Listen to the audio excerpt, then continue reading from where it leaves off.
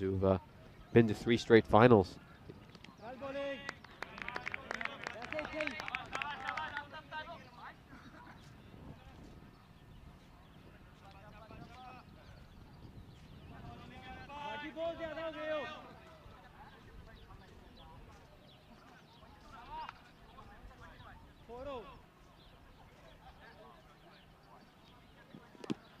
This one's going down the leg side. And couldn't got out of the way of that one, Mahmoud. They're going to get a run for a leg by. Yeah, that was certainly going very wide. And we've often seen batsmen here in Cyprus get in the way of balls unnecessarily.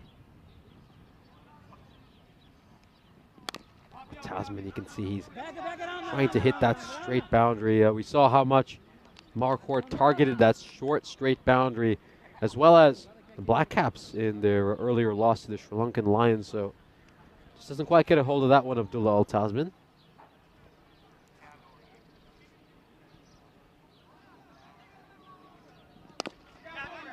Up in the air. Is this a catching chance? Just reaches a hand out there, Zishan Ali, but it gets past him. So he's quietly knocking away some runs here, the Nicosia Fighters, but need to see a few big ones from them. They've got to capitalize on this power play.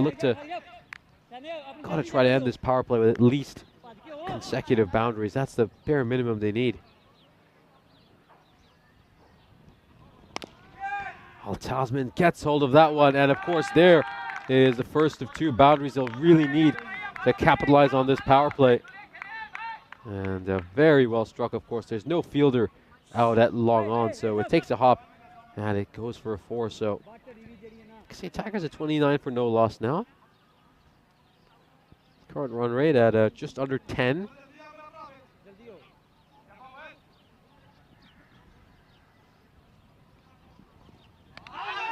And you can see maybe for that full wide one.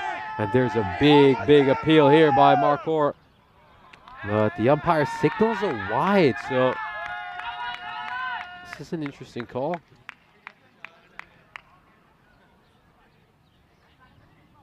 Oh yeah, yep, it's caught the line, so that's a good decision there by the umpire, and I don't think there's any bat on that one. And this one's cleaned Al Tasman up. That is a humongous wicket and a devastating blow to the Nicosia Fighters right at the end. This is enormous. I mean, Abdullah Al Tasman is really the talisman for the side. He's their top run getter. Everything tends to go through him for the Nicosia Fighters. I mean, we saw it earlier this year in previous CCSs. Al Tasman made 320 runs in his 12 innings, average strike rate of just under 240, and with him gone, well, they're really going to struggle here, aren't they, the Nicosia Fighters? Take a look at this big swing by Al Tasman, and I mean, he really had no choice but to try to attack wicket. As we take a look at the bowling figures very briefly for a split second, as of course no time for that. We've got to get going with the action again. And that's the number one thing, really. They have to come out. They have to play the right cricket. They have to play smart cricket as well. I mean, we saw them. They had just one fielder outside the ring. I mean, they were trying to experiment a little bit. The experimentation didn't work. And it's another swing and a miss. And we're going to need the captain himself, Anwar Hussain, to try to lead by example. I mean, we see Napa with Hardeep Singh, the Napa Royal Kings. He really looks to lead by example. You know, he does the right things. He's electric in the field. He's very vocal. He goes to talk to all the bowlers. And we're going to need to see some of that from Anwar Hussain as well.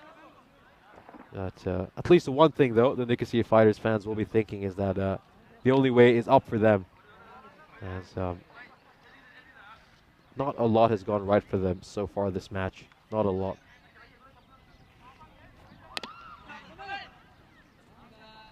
Of course, next time we see Marquardt will be tomorrow morning. They'll be playing the Sri Lankan Lions, so a rematch of the game that opened the day today. Of course, we saw Marquardt. They, unfortunately for them, lost that one by 22 runs.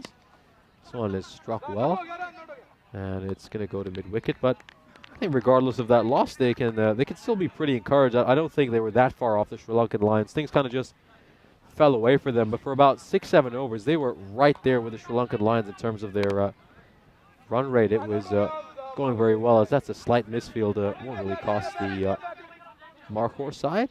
And there we go. That's a run out.